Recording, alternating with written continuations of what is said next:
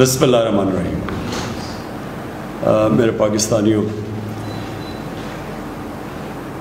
جس طرح میں نے آپ سے وعدہ کیا تھا کہ ہم نے NCC کی میٹنگ سارے صوبوں کو اعتماد میں لے کے ہم نے فیصلہ کیا کہ ہم آہستہ آہستہ لاک ڈاؤن کھولیں گے اور لوگوں کو موقع دیں گے کاروبار شروع کرنے کا، لیکن SOPs کے ساتھ. اس میں آج خاص طور پہ یہ جب بات شروع کرنا چاہتا ہوں، میں خاص طور پہ اپنی میڈیکل کمیونٹی، اپنے ڈاکٹرز، اپنی نرسز، جو ہمارے سٹاف کام کرتا ہے ہاسپٹلز کے اندر، میں سب سے پہلے ان سے مخاطب ہونا چاہتا ہوں. کیونکہ جب ہم یہ فیصلہ کر رہے تھے لاک ڈاؤن کھولنے کا، تو مجھے پتہ تھا کہ جو ہمارے ڈاکٹرز، فرنٹ لائن ورکرز جو ہاسپٹلز میں کام کرتے ہیں، ان کے اوپر ان کو یہ فکر تھی کہ جیسے جیسے لاک ڈاؤن کھولیں گے تو پریشر بڑھے گا، زیادہ مریض ہاسپٹلز میں جائیں گے، اور جو اس وقت جہاد لڑ رہے ہیں دنیا کے اندر، وہ ہیں میڈیکل ورکرز، ہمارے ڈاکٹرز، نرسز. تو ان کے اوپر پریشر پڑنا تھا، اور مجھے پتا تھا کہ ان کو فکر ہے، اور انہوں نے ڈاکٹرز کی ایسوسیشن نے اسٹیٹمنٹس بھی دی. تو میں اس لیے آپ سے مخاطب ہوں. میں آپ کو یہ یقین دلاتا ہوں کہ میری گورنمنٹ کو پوری طرح احساس ہے اس چیز کا کہ آپ کے اوپر کس طرح کے پریشر ہوں گے، گھر والوں کے، فیملیز کے، بچے ہیں سب کے. تو مجھے یہ پوری طرح احساس ہے، لیکن میں اس لیے چاہتا تھا کہ آپ سے شروع کروں بات کرنا، کیونکہ آپ کا یہ سمجھنا بڑا ضروری ہے کہ یہ جو سارا فنومنا ہے کرونا وائرس کا، اس سے ملک کیسے ٹیکل کرے. کیونکہ ایک ملک کا سربراہ میں بیٹھا ہوں، میری گورنمنٹ، ہمیں ایک طرف کرونا کی طرف دیکھنا ہوتا ہے، اور پھر اس کے سارے معاشرے پہ کیا اثرات ہوتے ہیں ہمیں وہ بھی دیکھنا پڑتا ہے. تو پہلی چیز میں آپ کو یہ کہنا چاہتا ہوں کہ اگر مجھے یہ کوئی یقین دلوا دیتا کہ 1 مہینہ آپ لاک ڈاؤن کریں یا 2 مہینہ لاک ڈاؤن کریں، چلے 3 مہینے بھی کر دیں، اور اس کے بعد کرونا وائرس ختم ہو جائے گی، تو اس سے بہتر تو چیز کوئی نہیں تھی. ہم کسی نہ کسی طرح ہی کر دیتے، 3 مہینے کی تیاری کر لیتے، جو بھی ملک کی ریسورسز ہیں وہ لگا دیتے، اپنے والنٹیئرز کے ذریعے کھانا بھی پہنچا دیتے، کوشش کرتے ہیں. لیکن جو بھی میڈیکل ایکسپرٹس دنیا میں بیٹھے ہیں، سائنٹسٹ بیٹھے ہیں، وہ سارے ایک ہی بات کہہ رہے ہیں کہ اس سال تک تو کوئی ویکسین نہیں نظر آ رہی. یعنی اگر ہم نے اس کا علاج کرنا ہے کرونا وائرس کا، تو ابھی تک تو کوئی علاج نہیں ہے. وہ تب علاج آئے گا جب ایک ویکسین نکلے گی، وہ اس کے اوپر ریسرچ ہو رہی ہے. لیکن سب یہ کہہ رہے ہیں کہ اس سال تک تو وہ ویکسین نہیں نکلنے لگی. تو اگر اس سال تک ویکسین نہیں نکلنے لگی تو اس کا مطلب کہ کرونا وائرس کہیں جانے نہیں لگی. اگر ہم لاک ڈاؤن بھی کرتے ہیں تو اس سے کیا ہوگا؟ لاک ڈاؤن کا فائدہ یہ ہوتا ہے، کیوں لاک ڈاؤن کا، یہ بھی پھر سے میں لوگوں کو بار بار چیزیں کہتا ہوں، لاک ڈاؤن کا کیا فائدہ ہے؟ کیونکہ یہ وائرس بڑی تیزی سے پھیلتی ہے. جیسے لوگ جمع ہوتے ہیں، جب لوگ اکٹھے ہوں تو اس پہ وائرس تیزی سے پھیلتی ہے. اس لیے ہر وہ چیز کریں جدھر لوگ جمع نہ ہوں. اس لیے جو اس کی آخری چیز ہے وہ لاک ڈاؤن ہے. لوگوں کو بند کر دیں، لوگ جمع نہیں ہوں گے، وائرس کا پھیلنا رک جائے گا. لیکن کیا وائرس ختم ہو جائے گی؟ اب دیکھ لیں دنیا میں جدھر لاک ڈاؤن ہے، ووہان پروونس جدھر چائنا نے سب سے کامیاب لاک ڈاؤن کیا تھا، ادھر بھی ایک سپائک آ گئی ہے، وائرس پھر سے آ گئی ہے. ساؤتھ کوریا جس نے لاک ڈاؤن کر کے فلیٹ کرو کر دی تھی، مطلب یہ کہ کوئی نئے کیسز نہیں آ رہے تھے، وہاں ایک دم پھر سے کیسز شروع ہو گئے، ایک اور سپائک آ گئی ہے. سنگاپور میں بھی یہی ہوا. ابھی جرمنی نے تھوڑا سا جب لاک ڈاؤن زیادہ کھولا تو ادھر بھی ایک نظر آ رہا ہے سپائک. تو اس کا مطلب کہ وائرس تو ہے، جب بھی لوگوں کو آپ موقع دیں گے ملنے کا، وہ وائرس پھر سے واپس آ جائے گی. تو ہمیں اس وائرس کے ساتھ رہنا ہے. وہ کہتے ہیں کہ live with the virus. اس سال تو یہ ہم طے کر لیں کہ ہم پاکستانیوں نے باقی دنیا کی طرح بھی اس وائرس کے ساتھ گزارا کرنا ہے۔ اب دوسری چیز آ جائے وہ کیسے کرنا ہے۔ کیا میں اب اپنے میڈیکل کمیونٹی سے بات کر رہا ہوں کہ کیا ہم یہ افورڈ کر سکتے ہیں پاکستان کے ہم لوگوں کو مسلسل لاک ڈاؤن رکھیں؟ آگے 2 مہینے لاک ڈاؤن ہو چکا ہے، تو کیا 1 مہینہ اور رکھتے اور پھر 1 مہینہ اور رکھتے؟ یہ کیوں نہیں ہم کر سکتے؟ یہ تو پاکستان ہے جس کے اوپر ابھی میں آنے لگا ہوں۔ آپ وہ ملک دیکھیں جن کے پاس بے تحاشا پیسہ ہے، اور پیسے کا بھی میں پھر موازنہ کر دوں کہ پاکستان نے مشکل سے ہم نے $8 ارب کا اسٹیمولس پیکج دیا اپنے لوگوں کو جو کہ متاثر ہوئے اس لاک ڈاؤن سے، جو بزنسز ہیں۔ امریکہ نے $2200 ارب کا پیکج دیا ہے، جرمنی نے 1000 یوروز کا پیکج دیا ہے، جاپان نے $1000 ارب کا پیکج دیا ہے۔ تو اس کے مقابلے میں سوچ لیں کہ ہمارے کتنے وسائل ہیں۔ تو ہم کیا لاک ڈاؤن اب بزنس بند کر سکتے ہیں اتنی دیر تک؟ لیکن اس سے بڑا مسئلہ ہے، اور اس سے بڑا مسئلہ یہ ہے، میں یہ ذرا اپنی میڈیکل کمیونٹی کو صرف بتانا چاہتا ہوں کیوں میں پہلے دن میں یہ آج کہنا چاہتا ہوں کہ میں پہلے دن سے یہ کہہ رہا تھا کہ ہم وہ لاک ڈاؤن نہیں کر سکتے جو یورپ اور امریکہ میں اور یا چائنا نے کیا۔ ہمارا ایک مسئلہ ہے، وہاں ان ملکوں کے اندر وہ غربت نہیں ہے جو پاکستان میں ہے، اور غربت کے علاوہ جو ہمارے جو مزدور ہیں، جو ورکرز ہیں، جو کام کرنے والے لوگ ہیں، یہ میں آپ کے سامنے اب یہ اسٹیٹسٹکس دینا چاہتا ہوں۔ ہماری لیبر فورس سروے، یہ پاکستان کی ایک سروے لیبر کی سروے کرتی ہے، 2017 اور 2018 میں ان کی سروے کے مطابق 2.5 کروڑ وہ لوگ ہیں کام کرنے والے محنت کش لیبرز جو یا اپنی دن کی یا ہفتے کی تنخواہ کے اوپر ڈیپینڈ کرتے ہیں، یعنی وہ اپنے گھر والوں کا پیٹ پالنے کے لیے 2.5 کروڑ ایسے لیبر ہیں، کام کرنے والے ہیں جو کہ یا دن کی کمائی کے اوپر گزارا کرتے ہیں، اپنے گھر والوں کا پیٹ پالتے ہیں، یا اپنے ہفتے کی کمائی سے کرتے ہیں۔ یہ وہ 2.5 کروڑ لوگ ہیں جب کہ ہم نے سب کچھ بند کیا، ان کا یہ سب کچھ بند کر کے یہ گھروں میں چلے گئے۔ یہ وہ لوگ ہیں کیونکہ جب آپ پورا لاک ڈاؤن کرتے ہیں تو یہ تو گئے، ان کے پاس تو کوئی اور ذریعہ معاش نہیں ہے۔ اب یہ اگر 2.5 کروڑ وہ مزدور ہیں، وہ کام کرنے والے ہیں جو کہ جب لاک ڈاؤن کیا تو ان کا سب کچھ ختم ہو گیا کیونکہ کمائی ختم ہو گئی، تو اس سے 15 کروڑ لوگ متاثر ہیں آج پاکستان میں۔ اگر گھر میں آپ ایک پورے گھر میں 6 کی بھی ایوریج لگا لیں تو سارے ملک میں اس وقت جو لوگ متاثر ہیں لاک ڈاؤن سے وہ 15 کروڑ ہیں۔ تو میں اپنی میڈیکل کمیونٹی سے پوچھتا ہوں کہ مجھے یہ بتائیں کہ ہم ان کا کیا کریں؟ کتنی دیر تک ابھی ہم نے بڑی مشکلوں سے، اور ابھی یہاں ثانیہ آپ کو بتائیں گے کہ ہم نے کتنے ابھی تک وہ کام کر چکے ہیں جو ڈیولپ ملک نہیں کر سکے، جس طرح کہ ہم نے لوگوں تک پیسہ پہنچایا ہے جو احساس پروگرام کے ذریعے، جو ہم نے 12,000 روپے پہنچائے ہیں، وہ بھی آپ کو ڈیٹیلز دیں گی، اپڈیٹ دیں گی۔ تو یہ ہم کتنی دیر کر سکتے ہیں، اور یہ کتنی دیر 12,000 روپیہ ایک خاندان کے لیے کافی رہے گا؟ تو لہٰذا ہماری یہ مجبوری ہے، یہ احساس ہوتے ہوئے کہ آپ کے اوپر کیا گزر رہی ہے، اور ہمیں ڈاکٹرز کے اوپر پریشر پڑے گا اور کیسز بڑھیں گے۔ یہ بھی میں آپ کو بھی بتاؤں گا، کیسز بڑھنے ہیں ابھی۔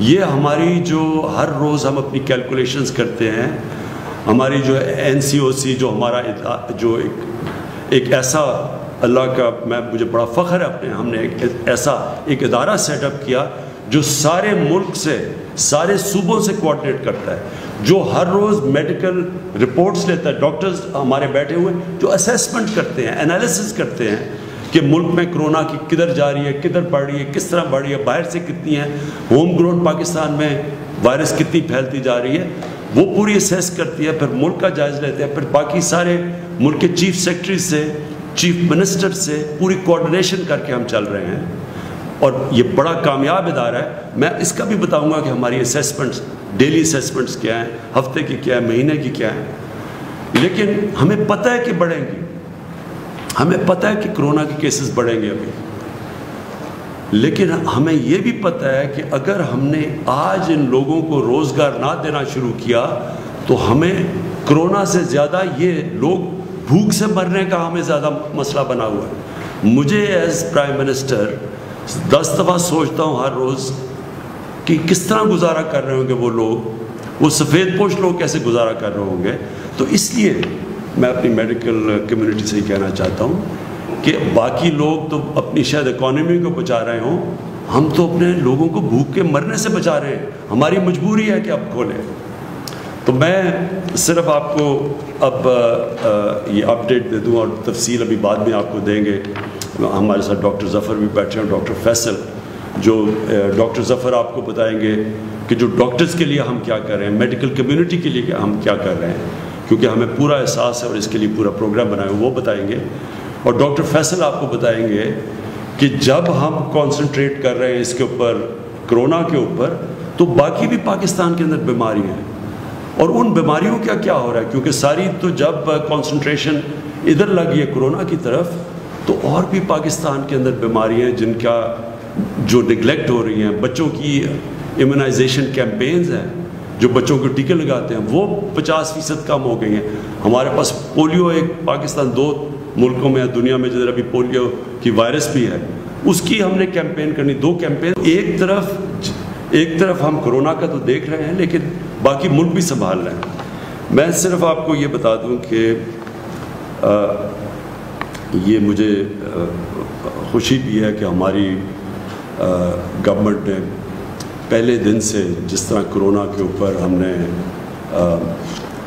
نے اسٹیپس اٹھائے، مجھے بڑا فخر ہے اس کے اوپر کہ اللہ کا شکر ہے پاکستان میں وہ چیزیں نہیں ہوئیں جو کہ باہر کی دنیا میں آپ دیکھ رہے ہیں۔ جس طرح کے مسئلے مسائل ڈیولپڈ ملک، امیر ملکوں کے اندر آئے، مجھے اللہ کا بڑا میں شکر ادا کرتا ہوں کہ ہم نے جو بھی سٹیپس اٹھائے اس کی وجہ سے ہمارے ملک میں حالات کنٹرول میں۔ ہماری پروجیکشن کیا تھی، میں نے جب آپ سے 24 اپریل کو آپ کے سامنے آیا تو ہماری پروجیکشن یہ تھی کہ 14 مئی تک پاکستان میں جو کیسز، کرونا کے کیسز جو انفیکٹڈ ہیں، جو پازیٹیو کیسز ہیں، وہ ہونے تھے 92,695، اور جو اموات ہونی تھی، جو فوتیاں ہونی تھی اس کی وجہ سے، کرونا کی وجہ سے، وہ 1,324 ہونی تھی۔ یہ ہماری 24 اپریل کو پروجیکشنز تھی، 52,000 ہماری انفیکشنز ہونی تھی، اور جو اموات ہونی تھی وہ 1,324۔ اب 14 مئی جو ہم نے جو پرسوں گزری، اس میں ہمارے کیسز انفیکٹڈ کتنے ہیں؟ 35,700، اور ہماری فوتگیاں ہوئی ہیں 770۔ تو اللہ کا شکر ہے کہ ابھی تک جو پروجیکشنز تھیں، اور یہ دنیا کے سے موازنہ کیا جاتا ہے کہ دنیا میں جس طرح کرونا بڑھتی گئی یا جو پیک کرتی گئی اس کے مقابلے میں، تو اللہ کا شکر ہے کہ ابھی تک ہم پروجیکشن سے نیچے جا رہے ہیں، اور ہمارے ابھی بھی جو ہاسپٹلز ہیں ان میں جگہ ہیں، ہمارے پاس وہ پریشر نہیں پڑا جو کہ ہاسپٹلز پہ پڑنا چاہیے۔ لیکن میں یہ آپ کو کہہ دوں کہ یہ بڑھیں گے کیسز، یہ ہم مینٹلی پریپیئر رہیں، لیکن ہم جو ابھی تک ہماری پلاننگ ہے، ہم انشاءاللہ ہماری جون کے اینڈ تک ہماری جو ہاسپٹل فیسلٹیز ہیں، وہ اب تک ہم دیکھ رہے ہیں، وہ انشاءاللہ یہ اس کا یہ جو ہماری انفیکشنز ہوتی رہیں گی، اور اس کے مطابق جتنے لوگ ہاسپٹلز میں جائیں گے۔ اور آپ کو پھر سے میں یاد کرا دوں کہ کرونا جو وائرس کی جو ہم ایسٹیمیٹ کرتے ہیں کہ ہر 100 مریض میں سے، ہر 100 وہ لوگوں سے جن کو انفیکشن ہوتی ہے، ان میں سے صرف 4 یا 5 کو ہاسپٹل جانے کی ضرورت پڑتی ہے، تو ڈر یہ ہوتا ہے کہ جب اتنی زیادہ، جب 50,000 سے زیادہ جب کیس بڑھتے جائیں گے تو وہ لوگ جنہوں نے ہاسپٹل جانا ان کی بھی تعداد بڑھتی جائے گی، اور وہ پریشر پڑ جائے گا ہمارے ہاسپٹل کے انٹینسو کیئر کے اوپر. ہاسپٹل میں وہ جدھر وینٹیلیٹر کی ضرورت پڑتی ہے اور انٹینسو کیئر کی ضرورت پڑتی ہے. تو وہ بھی بعد میں آپ کو ڈاکٹر ظفر بتائیں گے کہ اس کے لیے ہم کیا کیا تیاریاں کر رہے ہیں، مسلسل اپنی کیپیسٹی بڑھانے کی کیا کیا کوششیں کر رہے ہیں. کیونکہ یہ جو انٹینسو کیئر ہوتا ہے، جس کا ایک بسترا جو انٹینسو کیئر کا ہوتا ہے، اس کے اوپر ایک کافی اسپیشلائز ٹریننگ کی ضرورت ہوتی ہے. ہر کوئی نرس جا کے وہ انٹینسو کیئر میں وہ ٹریٹمنٹ نہیں دے سکتا جو کہ صرف اسپیشلسٹ دینے ہوتے ہیں. تو اس کے لیے وہ آپ کو بتائیں گے وہ کیا کیا قدم اٹھا رہے ہیں.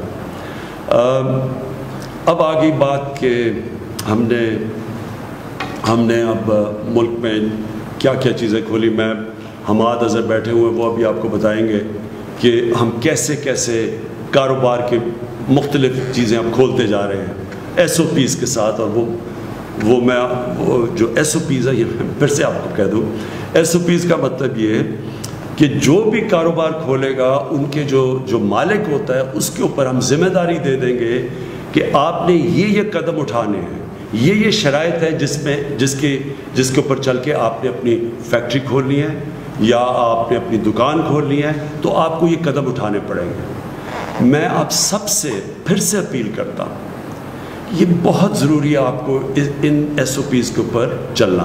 ساری قوم کو میں کہتا ہوں، وہ اس لیے کہ دیکھیں، اگر اب یہ جو ہم آہستہ آہستہ یہ جو لاک ڈاؤن اٹھا رہے ہیں، اگر ایک دم اس سے زیادہ بڑھتے ہیں کیسز، تو ہو سکتا ہے جن ایریاز میں کیسز بڑھتے ہیں ہمیں پھر سے ان کو لاک ڈاؤن کرنا پڑے.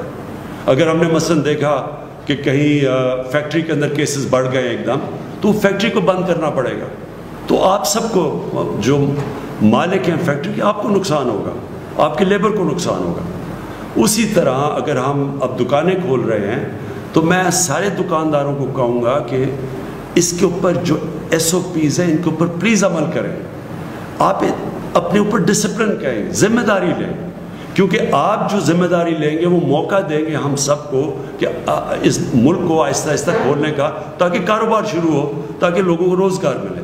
تو یہ جو آپ آگے ادھر سے ہم جب 2 ہفتے اور 1 مہینہ اور یہ جو بھی 1 سال ہمیں گزارنا پڑے گا کرونا وائرس کے ساتھ، تو اس میں بہت بڑا ذمہ داری ہوگی ہمارے اس قوم کے اوپر، شہریوں کے اوپر، کہ ہم کیسے اپنے اوپر ڈسپلن کرتے ہیں، ہم کیسے یہ ایس او پیز کے اوپر چلتے ہیں کہ ہم کرونا کا بھی بندوبست کرتے رہیں اور کرونا کو بھی تیزی سے پھیلنے سے روکتے رہیں، اور ساتھ ساتھ ہم جو اتنی بڑی، میں نے آپ کو بتایا ہے، جو لوگ متاثر ہیں اس سے، وہ تقریباً 15 کروڑ لوگ متاثر ہیں لاک ڈاؤن سے. تو وہ بھی ان کو بھی ہم نوکریاں ملتے رہیں، وہ بھی کام کرتے رہیں، کیونکہ کوئی بھی ہم 15 کروڑ لوگوں کا دھیان نہیں رکھ سکتے، ہمارے پاس وسائل ہی نہیں ہیں. وہ صرف تب ہوگا جب ان کو نوکریاں ملیں گی، اور وہ نوکریاں ملیں گی، کاروبار چلے گا.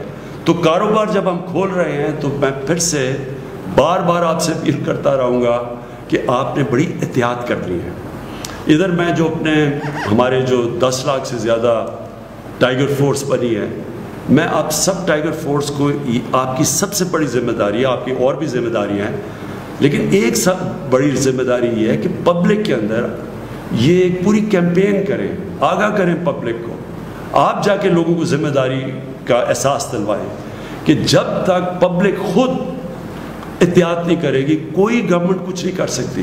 ہمارے پاس اتنی نہ پولیس ہے، نہ اتنے جیل ہیں، ہم زبردستی نہیں کر سکتے. یہ آپ کو پوری طرح اس کے اوپر عمل کرنا پڑے گا.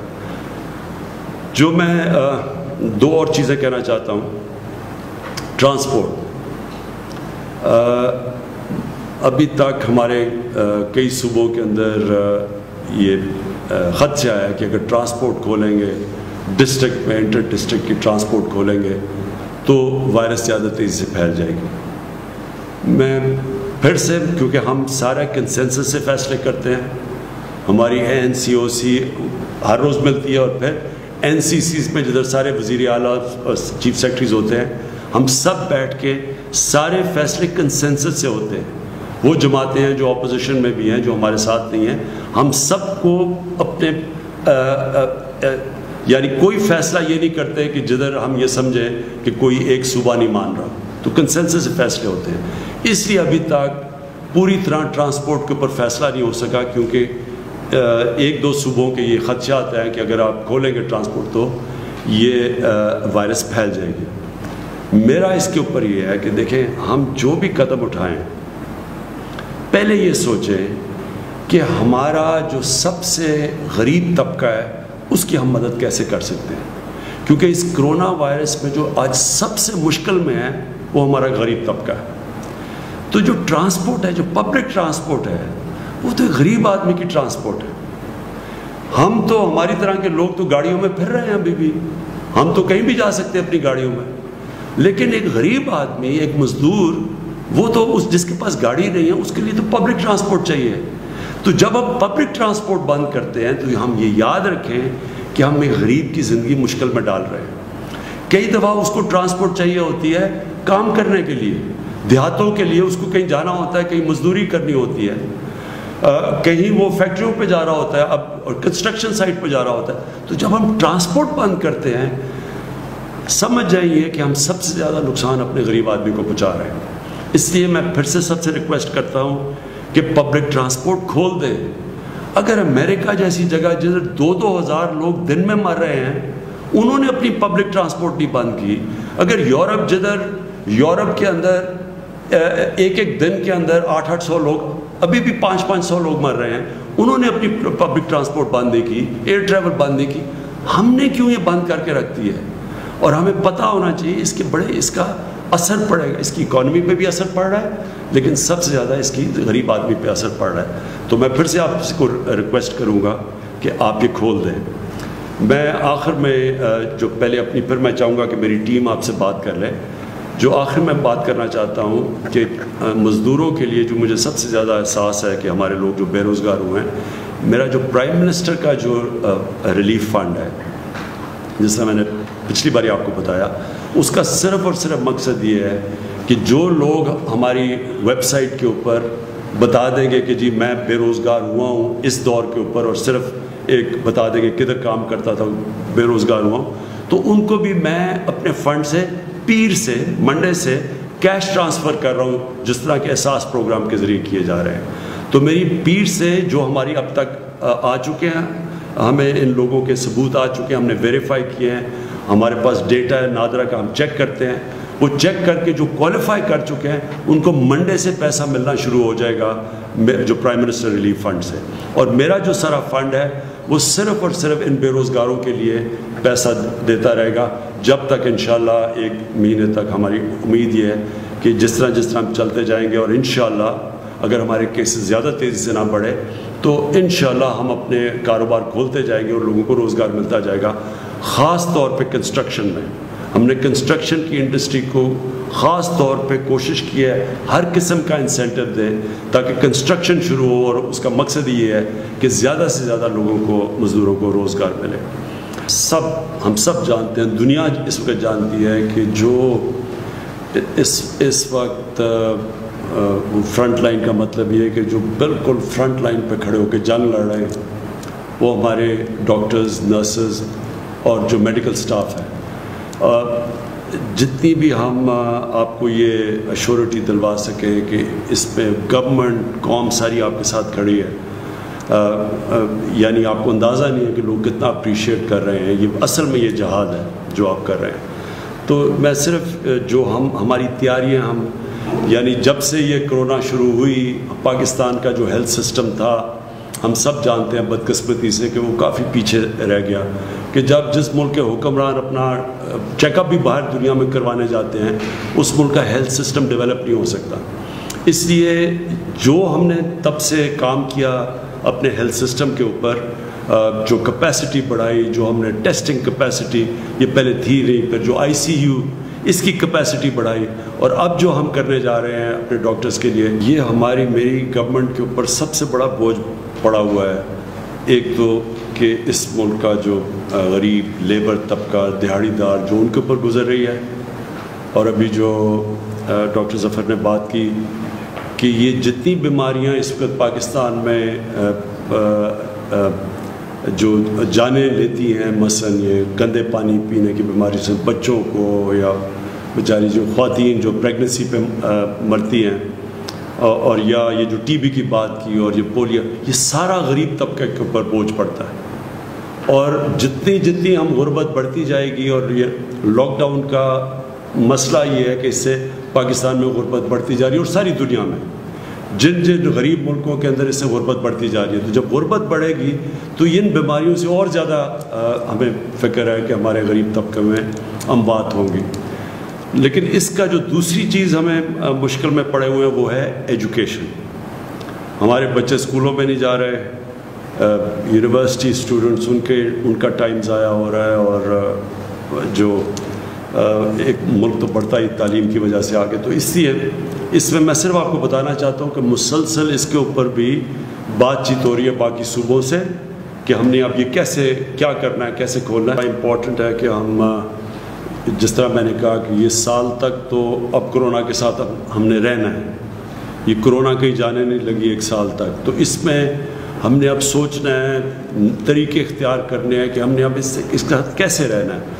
اپنے بچوں کو تعلیم بھی دینی ہے تو وہ پھر اور طریقے سوچنے پڑیں گے.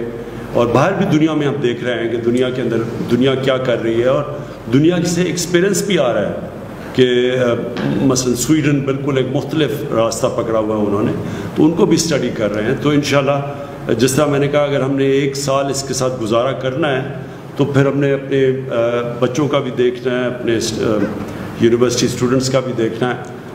میں چاہوں گا ثانیہ آپ پلیز جو اپڈیٹ دے دیں، جو میں اس میں بھی مجھے بڑا فخر ہے اس پروگرام کے اوپر کہ کبھی بھی اتنا زیادہ پیسہ اتنی شفافیت سے اتنے زیادہ لوگوں کو اتنے کم ٹائم میں کبھی بھی، پاکستان تو چھوڑے شاید ہی آپ کو کوئی ملک ملے جس نے اتنی تیزی سے پیسہ دیا ہے. معید اب آپ سے میں ایک چیز چاہتا ہوں، بڑا مختصراً بتا دیں کہ جو ہمارے پاکستانی باہر اس وقت پھنسے ہوئے ہیں اور سٹینڈرڈ ہیں اور جو آنا چاہتے ہیں پاکستان، تو بڑا مختصراً کہ ہم کیا کر رہے ہیں اور کیا مشکلیں سامنے آ رہی ہیں، اور ان کو یہ صرف کہنا چاہتے ہیں کہ ہم سارا وقت وہ ہمارے ذہن پہ ہیں، ہم کو پوری احساس ہے کہ وہ کن مشکلوں میں پڑے ہوئے ہیں. میں اپنی ٹیم پہ بڑا فخر کر رہا ہوں کہ یہ اس مشکل وقت پہ جس طرح ایک کوآرڈینیشن سے اور ہر روز ان کے تھنک ٹینکس کی مشاورت سے جس طرح ہم ابھی تک نکلے ہیں اس کرونا کے جو کرائسس سے، ایک تو میں اللہ کا بڑا شکر گزار ہوں کہ اس کے بغیر تو کچھ بھی نہیں ہو سکتا، لیکن اللہ بھی یہ کہتا ہے کہ پہلے خود محنت کرو تو پھر میرے سے مانگو. تو جس طرح میری ٹیم نے جس طرح یہ کرونا کرائسس کے اندر ہر شعبے کے اندر سوچ بچار کر کے جو قدم اٹھائے ہیں، آپ دیکھ لیں کہ امریکہ جیسے ملک میں اگر آپ وہاں دیکھ لیں، آپ یورپ کے اندر دیکھ لیں، انگلینڈ جیسے ملک جو پرانے مضبوط اداروں والا ملک ہے، اس کے مقابلے میں پاکستان آج ہم سب فخر سے کہہ سکتے ہیں کہ ہم بڑی آرگنائز طریقے سے نکل رہے ہیں. یعنی ہم بڑے سوچ سمجھ کے اس مشکل وقت سے نکلے ہیں اور یہاں تک پہنچے. آگے کیا ہوتا ہے وہ انشاءاللہ پوری کوشش کریں گے، اور اگر قوم نے میرا ساتھ دیا تو آپ دیکھیں گے کہ آگے بھی ہم نکل جائیں گے. لیکن اب تک جدھر پہنچے ہیں یہی بڑا کمال ہے کہ ہم نے اتنے زیادہ لوگوں کو ابھی بتایا، تقریباً 80 لاکھ خاندانوں کو پیسہ پہنچا دیا اس مشکل وقت میں. اگر یہ پیسہ اگر ہمارے پاس اس طرح کی آرگنائزیشن نہ ہوتی جو احساس کی تھی تو آج کیا حالات ہونے تھے آپ اندازہ خود لگا سکتے ہیں کہ اگر دیہڑی دار بے روزگار ہو جاتا ہے تو اس کے گھر میں ہفتے کے بعد تو فاقہ ہوتا ہے. دوسری چیز جو مجھے بڑی خوشی ہے کہ ہم نے کیونکہ کوآرڈینیشن رکھی اور ہمیں شروع سے فکر تھی کہ کھانے پینے کی سپلائی لائن نہ افیکٹ ہو، تو آج آپ دیکھ لیں کہ اس برے وقت میں رمضان کے اندر بھی قیمتیں نہیں بڑھی. رمضان جیسے وقت میں جب عموماً اچھے دنوں میں بھی قیمتیں اوپر چلی جاتی ہیں، کیونکہ یہ مسلسل چیک کیا جا رہا تھا. اللہ کا شکر ہے کہ آج آپ دیکھیں کہ قیمتیں کرونا وائرس کے ہوتے ہوئے جدھر ساری دنیا میں ڈسرپشن ہوئی ہے، اللہ کا شکر ہے کہ قیمتیں بھی نہیں بڑھیں. اور میں اپنی اکنامک ٹیم کو بھی یہ بھی داد دیتا ہوں کہ جو پٹرول اور ڈیزل کی جو انٹرنیشنلی تیل کی قیمتیں گریں، ہم نے اپنے لوگوں کے لیے سب سے کم آج قیمتیں پٹرول اور ڈیزل کی پاکستان میں. سارے بر صغیر میں دیکھ لیں 40-50% زیادہ پٹرول اور ڈیزل مہنگا ہے پاکستان کی بنسبت. تو لوگوں کے لیے آسانیاں پیدا کرنے کے لیے وہ بھی نیچے کی. بجلی کا انہوں نے جو ابھی حماد نے بات کی کہ چھوٹے اسمال اور میڈیم انڈسٹری کی مدد کی، اور جس طرح ہماری جو میڈیکل ایکسپرٹس انہوں نے جیسے جیسے ہمیں گائیڈ کیا اور اسی طرح ہم چلتے رہے، اور ہم نے یعنی قوم کو آگاہ کرتے رہے، ہر وقت پوری ڈیٹیلز دیتے رہے، کتنی اموات ہیں، کتنے لوگ وینٹیلیٹر پہ ہیں، کتنے ہیں. ایک پورا نیشنل کوآرڈینیشن کی جو پہلے بالکل نہیں تھی.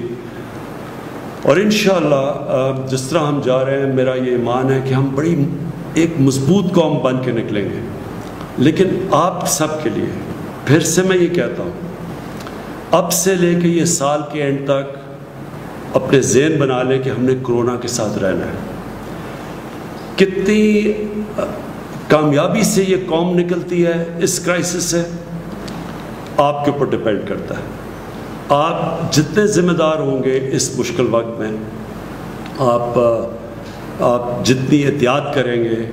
اور میں جو ٹائیگر فورس ہے، میں خاص طور پہ آپ کو کہنا چاہتا ہوں کہ آپ کو نکلنا چاہیے اور لوگوں کو احساس دلوانا چاہیے. پتہ ہے کہ کرونا جب لوگ جمع ہوں گے تو کرونا پھیلنے کے چانسز زیادہ ہیں. تو ہم اپنی ذہن حکمت استعمال کر سکتے ہیں. ہم ہر کام کر سکتے ہیں اگر ہم عقل سے کریں.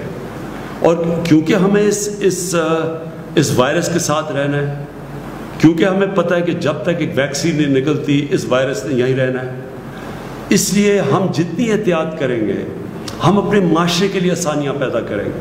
کیونکہ جب لاک ڈاؤن ہوتا ہے، اب میں نے شروع میں بھی آپ کو کہہ دیا، ہم غربت بڑھاتے ہیں اپنے معاشرے، ہم غریبوں کو اور نیچے دھکیل دیتے ہیں.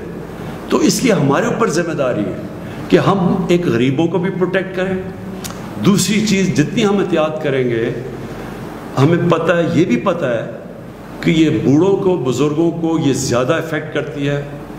ہمیں یہ بھی پتہ ہے کہ جو لوگ بیمار ہیں ان کو کرونا ہو جائے تو ان کی جان خطرے میں چلی جاتی ہے، یہ ہمیں پتہ ہے. تو لہٰذا ہم جو نوجوان ہیں وہ ذمہ داری لیں، وہ خود احتیاط کریں کہ ہمارے گھروں میں، ہمارا تو جوائنٹ فیملی سسٹم ہے، ہم تو ساری فیملی رہتی ہے. تو آپ کو خود دیکھنا چاہیے کہ احتیاط، کہ آپ کے گھر کے اندر جو بوڑھے، جو بزرگ ہیں اور جو بیمار ہیں، آپ کی ذمہ داری ہے ان کی حفاظت کرنا. اور حفاظت آپ کر سکتے ہیں احتیاط کر کے. اور آخر میں یہ جو عید آ رہی ہے، میں خاص طور پہ آپ سب سے کہنا چاہتا ہوں کہ یہ جس طرح ہم عید یہ قوم بناتی ہے اور ہمیشہ بناتی ہے، اور عید بڑا ایک فیملی کا اوکیزن ہوتا ہے، لوگ جمع ہوتے ہیں، یہ عید مختلف ہے. اس عید کو آپ نے یہ سوچنا ہے ذمہ داری لے کے کہ ہاں ہم نے عید بنانی ہے، لیکن وہ اس طرح کی عید نہیں بنانی جس طرح ہم عموماً بناتے ہیں. ہمیں دیکھنا پڑے گا کہ ہم اپنے ملک کی خدمت کریں گے کہ اگر ہم احتیاط کریں گے. اور پھر میں ختم کروں گا، جو ہمارے ڈاکٹرز اور جو ہماری نرسز ہیں جن کے اوپر سب سے زیادہ جو فرنٹ لائن پہ کھڑے ہیں، ہم ان کی بھی مدد کریں گے اگر ہم سب احتیاط کریں. شکریہ اور پاکستان پائندہ باد.